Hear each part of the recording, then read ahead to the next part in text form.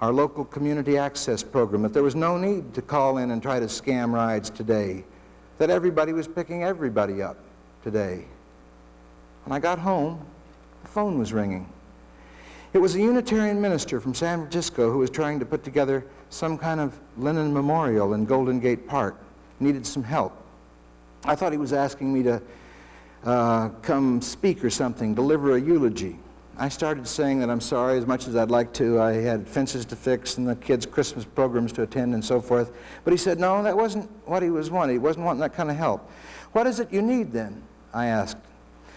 I need some organizational help, he said. I've never done anything like this before. I need to find out about permits and the like. So I was wondering if you might know how I could get in touch with that guy that did those BNs.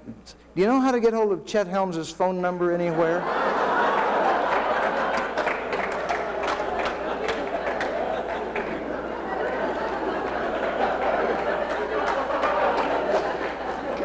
Many such scenes from the last decade and a half of our on-rolling epic have been underscored by Beatles music.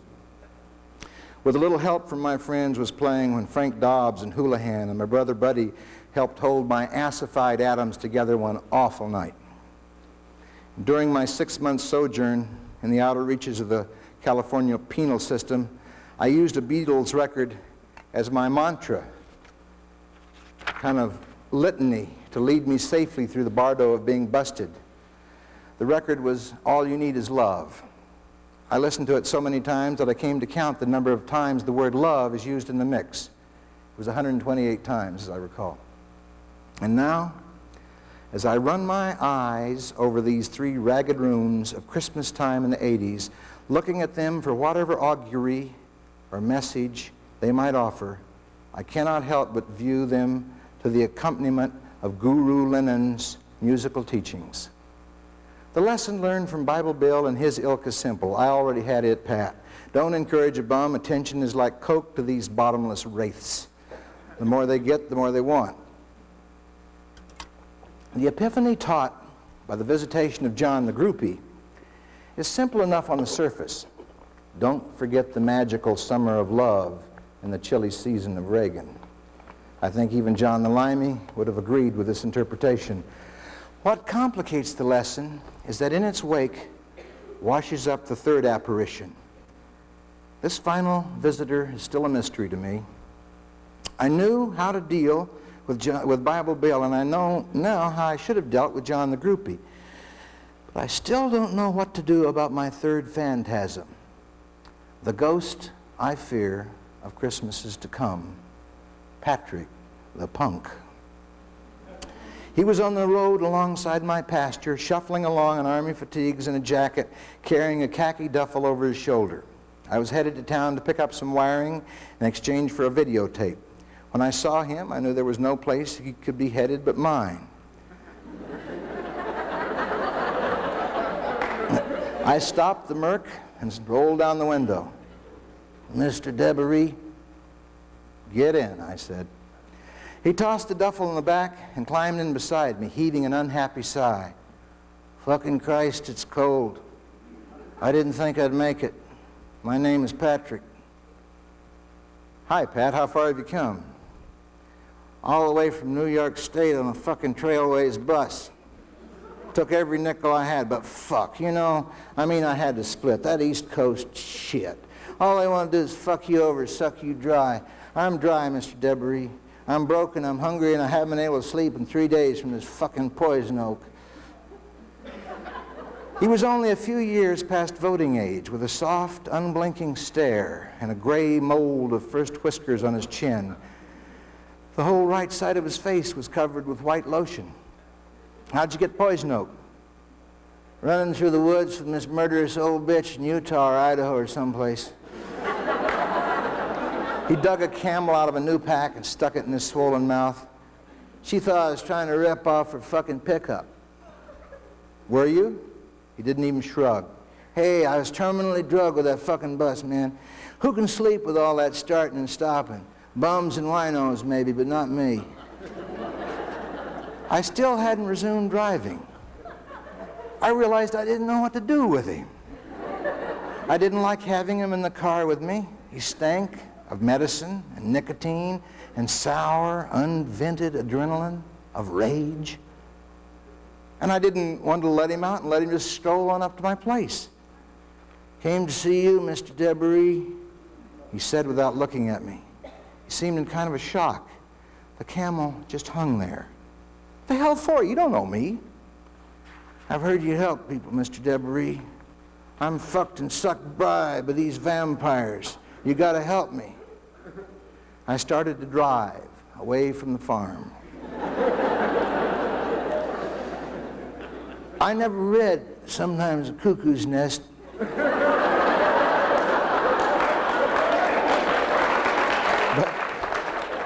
But I seen the flick. I did read what you said in Whole Earth Catalog about believing in Christian mercy. Myself, I'm an antagonistic, but I believe everybody has a right to believe in mercy. And I need some mercy, Mr. Debris. You can fucking believe that. I'm no wino bum. I'm intelligent. I got talent. I had my own little C&W group and was doing real good for a while, but then them fucking vampires. I mean, man, you know what they done? Never mind. I don't want to hear it. It'll just depress me. If you'll promise to spare me your tale of woe, I'll buy you lunch in town. Lunch isn't what I had in mind, Mr. Debris. What exactly did you have in mind? I'm an artist. I'm not a mooch. An experienced singer-songwriter. I need a job with a good little country and western group. Oh, dear God, I thought. As if I knew a country and western group, or as if any group would want to take on this whey-faced zombie. But I kept quiet, and I let him ramble on in general about the shitty state of everything, about the fucking psychedelic sellouts and the nut-cutting feminist harpies and the brain-crippling shrinks and the mother-raping bulls who run this black fucking world. It was a week or so after the Lennon killing, and a day yet before the winter solstice, so I tried to listen to him without comment. I knew that he came as a kind of barometer, a revelation of the nation's darkening spiritual climate.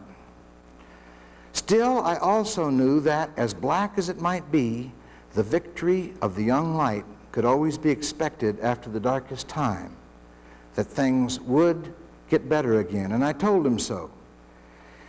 He didn't look at me, but I saw the side of his face move to make a smile or a sneer. The expression was unpleasant, like an oyster lifting the corner of a slimy lip from a cold cigarette, but it was the first that had crossed his puffy puss, and I thought it might be a hopeful sign. I was wrong. Get better. With 70% of the nation voting for a second-rate senile actor who thinks everybody on welfare should be castrated. Hell, I've been on welfare. Food stamps, too. It's the only way a legitimate artist can survive without selling out to the fucking vampires. Fuck Jesus, if you knew the shit I've been through with that rotten bus driver, and now that trigger-happy bitch in Idaho, and now this fucking Poison Oak. Listen to me, punk, I said gently. For I figured that anybody who doesn't have anything better to do than travel 4,000 miles to try to get a fat, old, bald, retired writer who he hasn't even read to get him a job as a singer in a country and western band that doesn't even exist is in dark straits indeed. So I decided to give him the benefit of some of my stock wisdom. Don't you know that you've got to change your mind? That the way you're thinking tomorrow is going to be worse than today, and next week worse than this, and next year worse than the last, and your next life, if you get another life, is going to be worse than this one, until you're finally simply going to go out. He leaned back and looked out the window at the passing Oregon puddles. "Mister, I don't give a fuck," he said. So I gave him $3 and let him off at a Dairy Queen.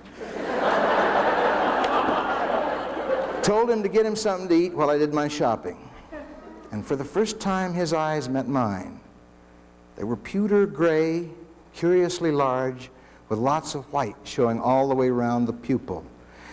To certain Oriental herbalists, the white of the eye showing beneath the pupil means that you are what they call sanpaku, a body out of balance and bound for doom.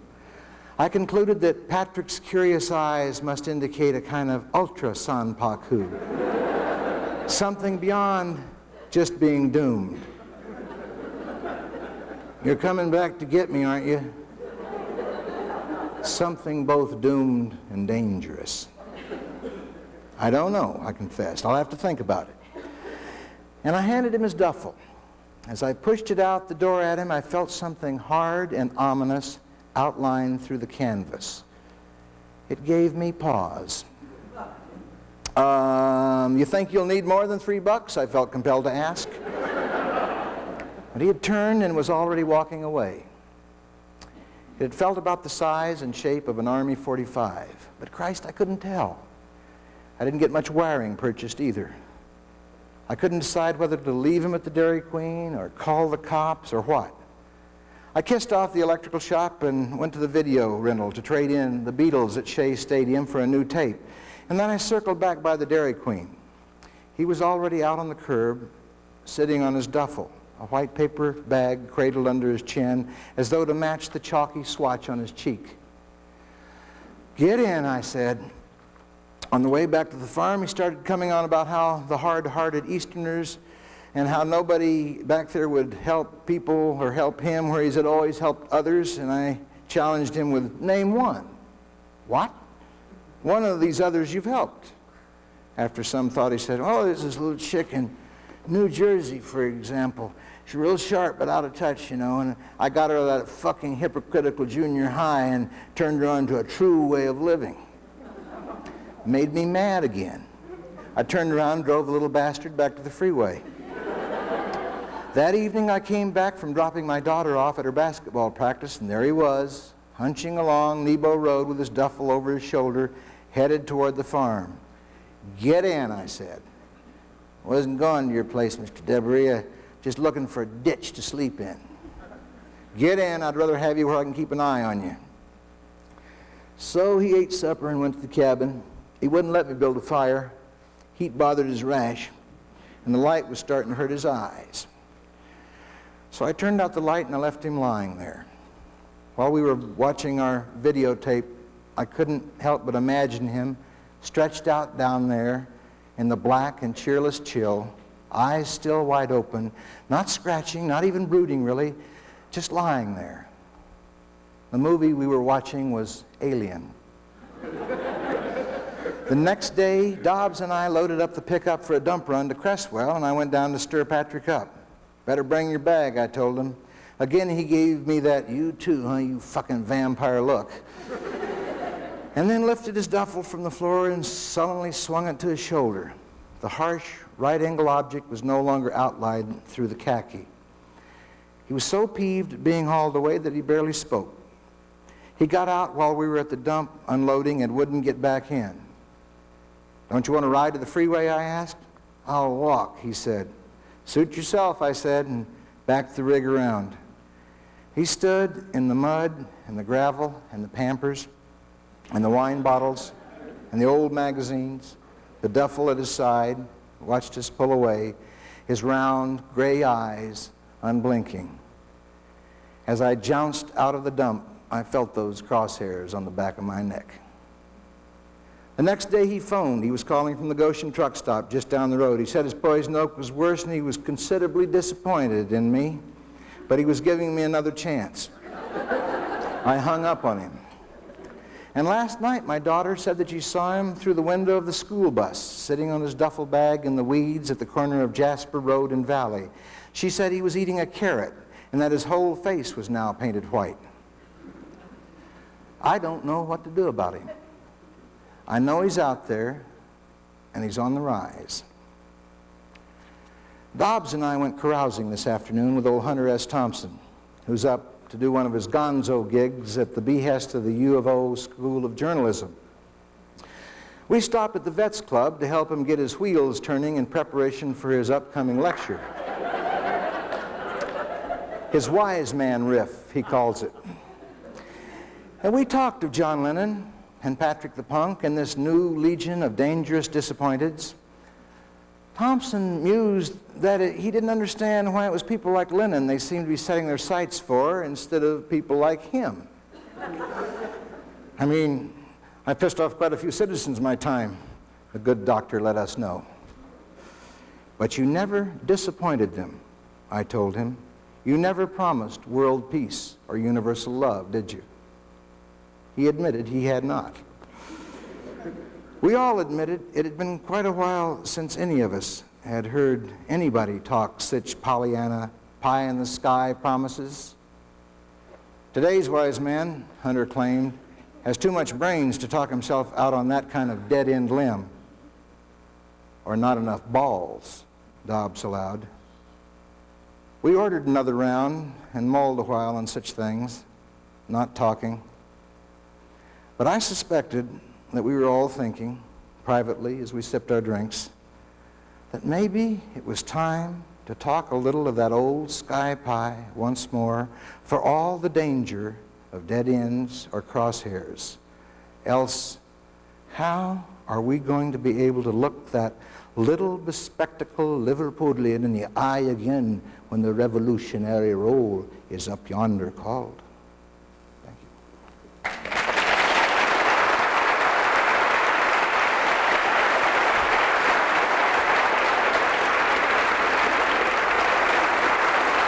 Thank you very much.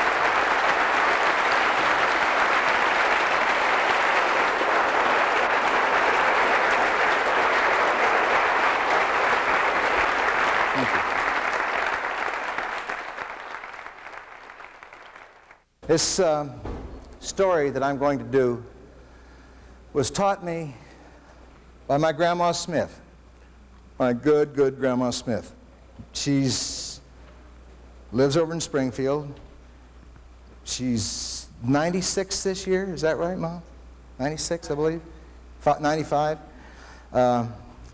She was the grandma that taught me this little poem.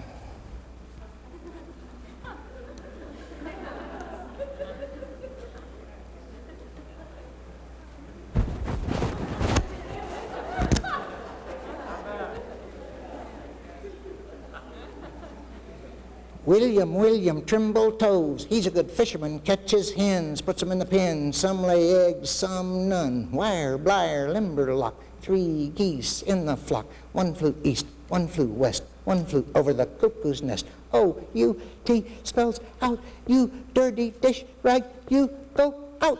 And then she turned that one down.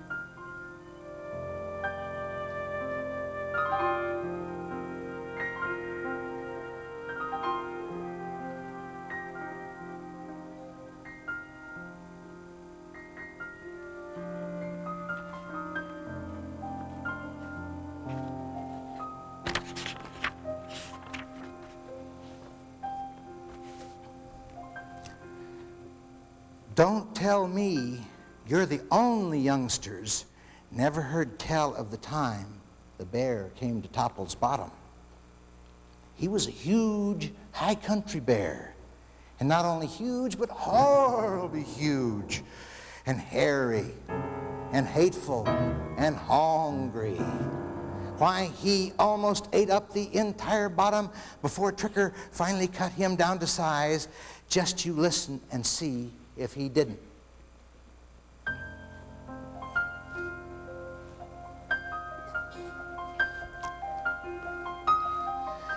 It was a fine fall morning, early and cold and sweet as cider.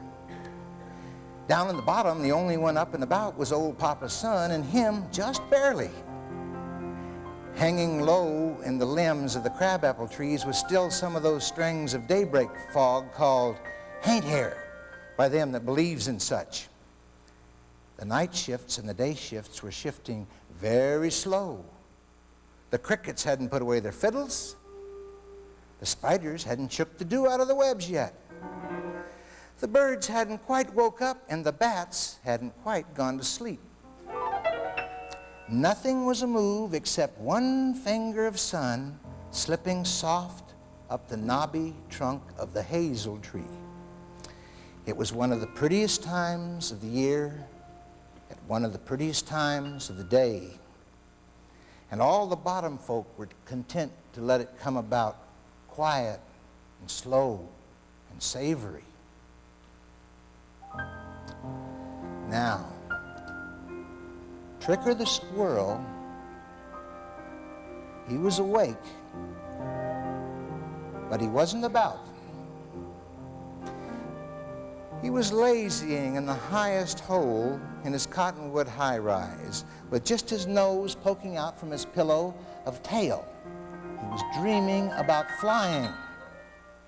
Every now and again, he would twinkle one bright eye out through the dream in his puffy pillow hair to check the hazel tree way down below to see if any of the nuts were ready for reaping. He had to admit they were all pretty near prime. All day yesterday, he had watched those nuts turning softly browner and browner, and come sundown had judged them to just be one day short of perfect. And that means, if I don't get them today, tomorrow they are very apt to be just one day past perfect. So, he was promising himself, just as quick as that sunbeam touches that first hazelnut, I get right on the job. And then, after a couple of winks, just as quick as the sunbeam touches the second hazelnut, I'll zip right down with my tote sack and go to gathering. And so forth, merrily dozing and dallying and savoring the sweet, still air. The hazelnuts get browner, the sunbeam inches silently on to the 15th and the 20th, but the morning was simply so pretty and the air hanging so dreamy and still that he hated to break the peace. Well then, the finger just about touches the 27th hazelnut when a holy dad-blamed gosh almighty roar came kabooming through the bottom like a freight druv by the devil himself, or at least his next hottest hollerer. Oh, what a roar! Oh, oh, oh, and not just loud and long, but high and low and chilling and fiery all at once. The haint hair and the spider webs froze stiff.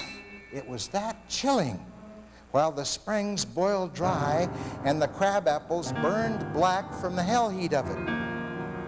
Even way up in Tricker's tall, tall cottonwood, the leaves turned brown and looked ready to fall still weeks before their time. Moreover, that roar had startled Tricker out of his snooze so sudden that he stuck startled halfway between the ceiling and the floor, and he hung there, petrified, spraddle-eagled, spellbound, stiff in mid-air, with every hair stabbing straight out from him like the quills on a puffed-up porcupine. What in the name of 60 cyclones was that? He asks himself in a quakering voice. A dream gone nightmare? He pinches his nose to check. The spellbind busts and Tricker drops hard to the floor. He puzzles, rubbing his nose and his knees.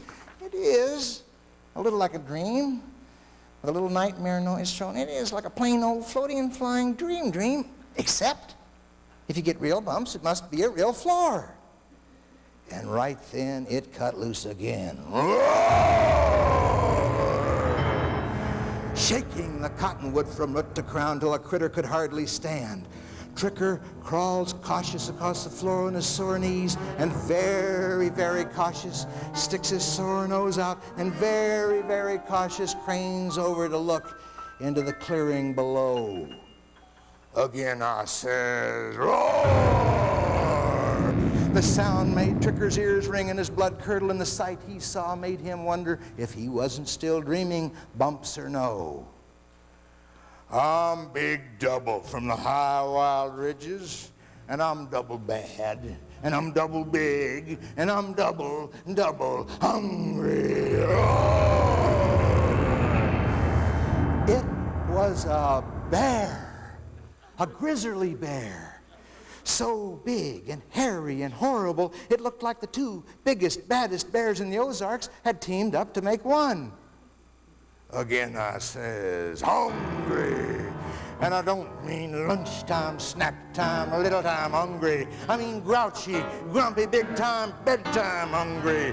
I live big and I sleep big, and when I hit the hay tonight, I got 6 months before breakfast. So I need a supper the size of my sleep. I need a big belly full of fuel and a lay-by of fat to fire my full-time furnace and stoke my 6 month snore. Roar.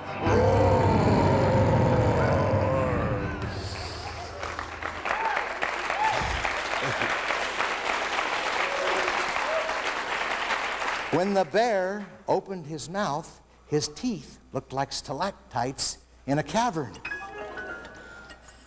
When he swung his head around, his eyes looked like a double-barreled shotgun shooting stars.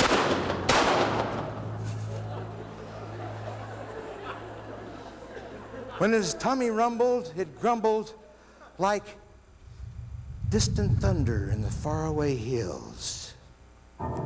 I ate the high hills bare as a bone, and the foothills raw as a rock. And now I'm going to eat the whole bottom and everybody in it all up. And with that gives another awful roar and raises his paws high above the head, stretching till his toenails strain out like so many shiny, sharp hay hooks, and rams down, sinking them claws clear out of sight into the ground, and with an evil snarl tears the very earth wide open like it was so much wrapping paper on his birthday present. In the sundered earth, there was Charlie Charles the woodchuck. His bedroom split half in two, his bedstead busted beneath him, and his bedspread pulled up to his quivering chin. Hey, you! Charlie demands, in the bravest voice the little fella can muster. This is my hole. What are you doing breaking into my home and hole? Well, I'm Big Double from the high wild hillers, boy. And I'm loading up the old larder for one of my double long winter naps. Well, just you go larding up somewhere else, you high hills hollerer. Charlie snarls back, this ain't your neck of the woods. Son, when I'm hungry, it's all Big Double's neck of the woods. And I'm hungry. I ate the high hills raw and the foothills bare. And now I'm gonna eat you up. I'll run, says the woodchuck, glaring his most glittering glare.